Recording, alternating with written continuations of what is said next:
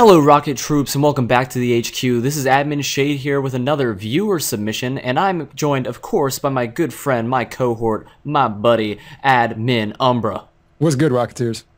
So today we have a battle against Nikki, aka Kayla right here, and also Moods, aka Moods. aka Moods. But Nikki sent us in this battle, said that she had a really interesting battle, so we wanted to make sure that we featured it in a viewer submission battle. So let's talk about these teams a little bit. Umbra, you go ahead. You talk about Moods' team. I like Moods' team. I'm not going to lie. Moods is a man after my own heart. I actually really like his Landorus set quite a bit. I'm about to do something with that. You all know I'm a big fan of Gravity Landorus. His variant is not that, as far as I can tell. It's a traditional special Landorus, but he has a moveset I think would really benefit from it. Looking at his team, I would predict the Tyranitar lead, possibly the Rotom. Rotom's very common in lead, but I feel like he might want to get Sand up. I'm assuming I don't know if he is one in Sheer Force or Sand Force on the Landorus. Hard to say. I would predict Sheer Force. It's still more common because of the Life Orb interaction. I don't think he's got Mega Tyranitar. I think it's just a setup for the Sand, probably. Rocks. He could also be running Rocks on the Empoleon, though, as a defogger. Defensive core of Empoleon, Rotom, and Mega Scizor, I'm assuming. Yeah, interesting team. I don't know if I like the defensive core 100% with the two water types, double water, double steel defensive core. But I'm a big fan of the Landorus Tyranitar. It looks interesting. It looks very threatening in my opinion. Yeah, and with Nikki's team, she has a whole lot of threats, but not much support. The bulkiest thing is by far that Sylveon that has a decent special defense, but that is about it. Everything else is kind of frail, but yet powerful at the same time. So there's going to be a lot of revenge killing, I think, as far as I can tell. A lot of fast stuff. That's probably, as far as I can tell, I think it's Mega Heracross. I know that we had a little bit discussion about that, but I think that it's definitely Mega.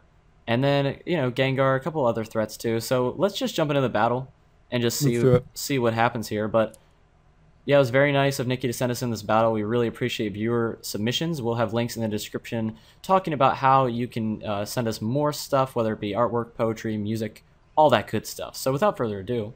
Oh, okay. The Staraptor comes out. That's very interesting. I wouldn't have expected the Staraptor lead. I'm wondering if he predicted something. And he outspeeds a Gengar, so he's Scarfed, not Banded. Oh, by far. And this is that bulky Gengar. Yes, very bulky. Max bulky defense, Gengar. Max, yeah. Yeah, the Gengar lead was interesting. Okay, so then there's the Thunderbolt coming from Gengar, which is interesting. We don't see that very often. You haven't seen that since out of Mega Gengar. A lot of Mega Gengars ran Thunderbolt. Okay, so he does show you the Mega Caesar. Going for the shit. Staying in, very interesting. Staying in. How much damage is actually going to do? Pretty decent chunk. And wow, he's a Pursuit variant. I haven't seen Pursuit on a Mega Scizor in a very long time, honestly. I barely see Pursuit 1 on Scizors anymore.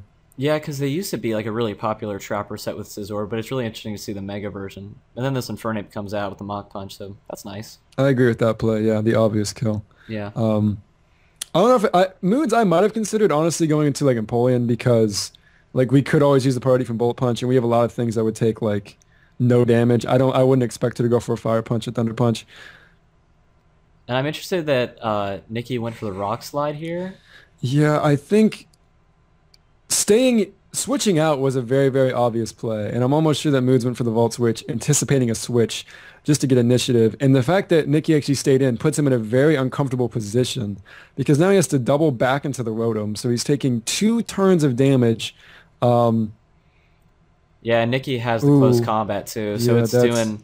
Even though that is defensive Rotom, almost definitely, it's going to take some massive damage from that. So that is not good news at all. That's very unfortunate. Yeah, I see where Moods is coming from 100%. A switch was very obvious, but it's one of those things I suppose you have to assess because Nikki's staying in. Rotom gets a 2-hit KO from there, and I think he predicted the Rock Slide again. But that's just, yeah, the Rotom is gone. That's 1/3. That's 2/3 of the defensive core now gone. Here comes the Landorus. I'm a big fan of Landorus. Nice. Yeah, the Earth Power was, that definitely got it out of there. I'm guessing Moods actually almost went for like In-Power Ice, predicting the Hydreigon switch would Levitate, but based on the fact that Nikki didn't switch out before, I'm assuming he just went right for the Earth Power. Ooh, and he gets the Focus Blast hit. That's very nice. Yeah, that hurts. That definitely hurts. No sash, it's gone.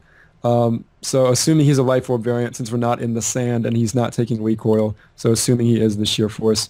Out comes Sylveon. I wonder if she knows that Sludge Wave is very common on the special Landorus. Yeah, that definitely hurts. And then, okay, so the Calm Mind, that also hurts. The setup, I definitely wouldn't be trying to go for a setup against the Landorus because even then, like, even if you don't know that it has Sludge Wave, still, there's only so much damage that this thing can take. Okay, does carry the quick attack. Interesting for priority. Um, Gets a nice little bit of damage off, and obviously the Sludge Wave again, just going to take it out. Um, Very interesting. So why not? It's definitely looking stacked in Mood's favor. Yeah, definitely.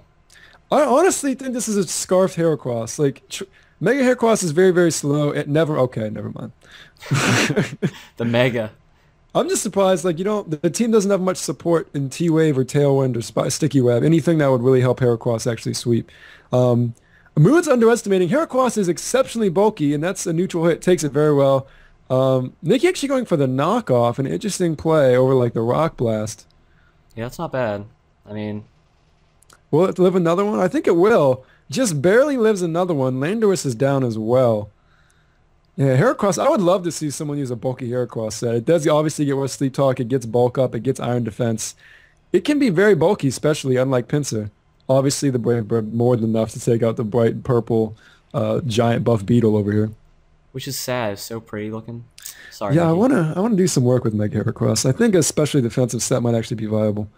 Let's see. So what's she gonna make? Okay, Extra comes in. Locked into Brave Bird. Good switch on Nikki's part, for sure. It's like the only real switch you can make, to tell you the truth. Forcing him out. Let's see what he goes into. Goes into the Tyranitar. Okay. And let's see. Did Nikki go for a Rock Slide or did she go for that? She goes for the Iron Head, predicting a switch. Iron Head would probably do massive damage anyway. If I was Moods, honestly, I don't agree with the switch. I would fodder the Tyranitar at this point. Yeah, I don't agree with putting that sand up in the first place. That just... Like this is an unknown Extra Joe. We did see it was Mold Breaker. So we're not helping Nikki by getting the sand up, but I don't see why we switched out there. Like we could have gotten a hit off. I just think we could have hit this thing with Tyranitar. We could have fought a Tyranitar. I don't know. Actually, Empoleon should have been the switch from the beginning. Since Tyranitar could take 2 hits and guarantee it back. And that's why we won weird stuff. Focus Sash. I don't think I've ever seen a Focus Sash Extra Drill, and that's definitely going to matter tremendously. That's why you can't assume you know what your opponent is running, because Moods has nothing left after the Star Rafter. He didn't anticipate a Focus Sash at all, and that's actually the game. Sure, No, here comes the T-Tar, but it doesn't matter. There's no priority in Iron Heads coming yet.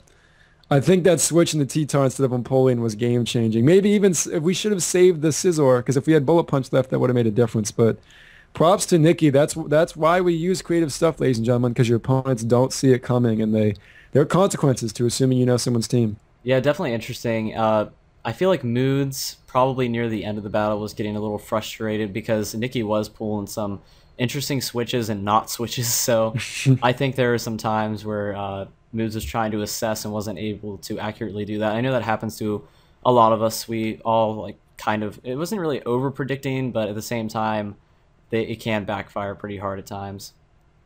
But yeah, that was a really good battle all around. Kudos to Nikki for that nice creative win. I definitely appreciate that. Definitely appreciate the submission. Am I correct in saying, did Nikki recently, was she in an artist spotlight as well? Yes, Nikki was in an artist spotlight. We have that. It's a main video feature on our channel, actually. I'll make sure to put a link to her DeviantArt page in the description. She's a very talented artist. Make sure that you check her out.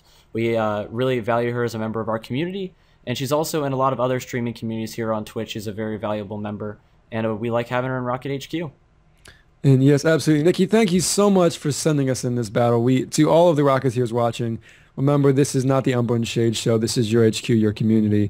Thank you for the awesome Bad Vicky, and just thank you so much to all the community members. Don't be afraid to submit your content to us. Again, congrats to Nikki on the win. Check out our art. And just thank you so much for being a valued member of the Rocket HQ family. Okay, well, thank you for tuning in, everyone. Make sure that you subscribe, follow us on Twitch, all that good stuff, and we'll be back with more content. Please send some content our way as well. This is Admin Shade and Admin Umbra signing off for Rocket HQ. Bye-bye.